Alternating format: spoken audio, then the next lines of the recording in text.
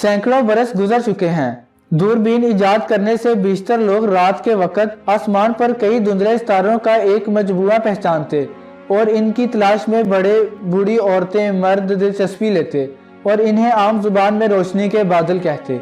जदीद तर्ज की दूरबीनों ने ऐसे बहुत से बादलों का पता चलाया। ये दान कहते हैं कि ये बादल दरअसल बहुत से सितारों के मजमूए होते हैं, जिनमें हर सितारा हमारे सूरज के हजम के बराबर या इससे भी कहीं बड़ा होता है। अंदाजा लगाया गया है कि आसमान पर इस किस्म के कम अज कम 7.5 करोड़ मजमूए पाए जाते हैं, जिनमें से कुछ तो बहुत ही छोटे और कुछ इतने बड़े जैसे हमारी कहकशां।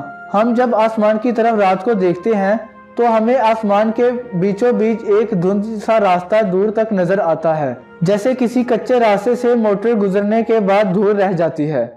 दरअसल इसमें करोड़ों की तादाद में सितारे मौजूद होते हैं और ये सूरज भी इन्हें में से एक सितारा है, जो कहकशां के मरकज से मरकज पर और किनारे से 2 या 3 फासले पर वाक़िया है। जो सितारा भी हमें दूरबीन के बगैर नजर ना आए वो कहकशां का जुज़ू होगा। कहकशां को हम अपने सर पर आसमान के बीचों बीच नजर आती है। दुनिया के